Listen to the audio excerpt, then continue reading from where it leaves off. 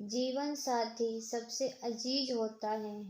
College में happy married life पर एक कार्यक्रम हो रहा था, जिसमें कुछ शादीशुदा जोड़े हिस्सा ले रहे थे। जिस समय प्रोफेसर मंच पर आए, उन्होंने नोट किया कि सभी पति पत्नी शादी पर जोक पर हंस रहे थे। ये देखकर प्रोफेसर ने कहा कि चलो पहले एक गेम खेलते हैं, उसके बाद अपने विषय पर बातें करेंगे। सभी खुश हो गए और कहा, कौन सा गेम?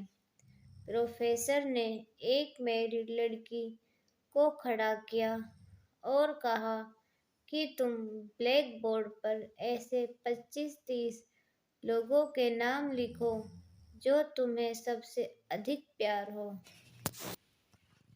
लड़की ने पहले तो अपने परिवार के लोगों के नाम लिखे, फिर अपने सगे संबंधी, दोस्तों, पड़ोसी और सहकर्मियों के नाम लिख दिए।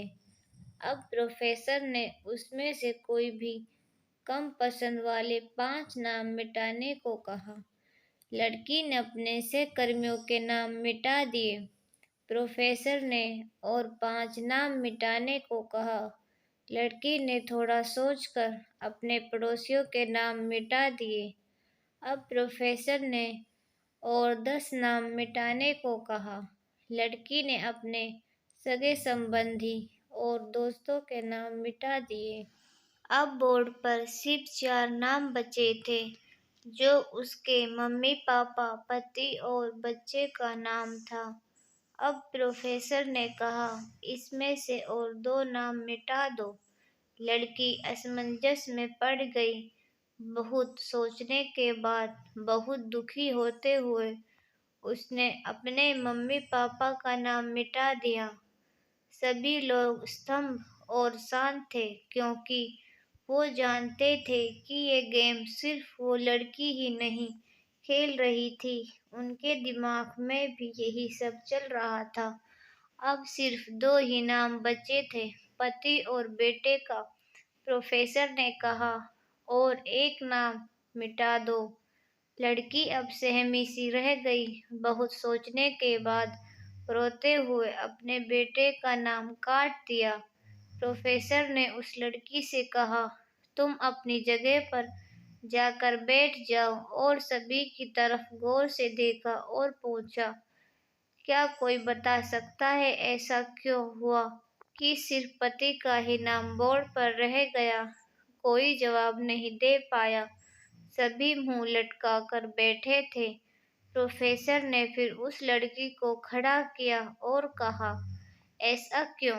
जिसने तुम्हें जन्म दिया और पाल पोस कर इतना बड़ा किया, उनका नाम तुमने मिटा दिया।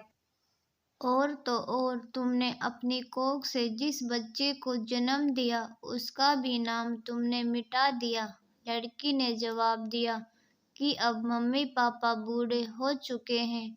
कुछ साल के बाद वो मुझे और इस दुनिया को छोड़ के चले जाएंगे। मेरा बेटा जब बड़ा हो जाएगा तो जरूरी नहीं कि वो शादी के बाद मेरे साथ ही रहे, लेकिन मेरे पति जब तक मेरी जान में जान है, तब तक मेरा आधा शरीर बनकर मेरा साथ निभाएंगे। इसलिए मेरे लिए सबसे अजीज मेरे पति हैं। प्रोफेसर और बाकी स्टूडेंट ने तालियों की गूंज से लड़की को सलामी दी।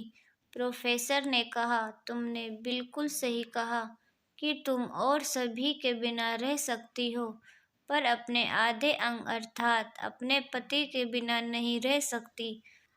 मजाक मस्ती तक तो ठीक है, पर हर इंसान का अपना जीवन साथी हो, उसको सबसे ज़्यादा अजीज होता है। अगर कहानी दिल से पसंद आए तो हमारे चैनल को सब्सक्राइब करें, और आपकी इस कहानी पे क्या राय है हमें कमेंट में ज़रूर बताएं।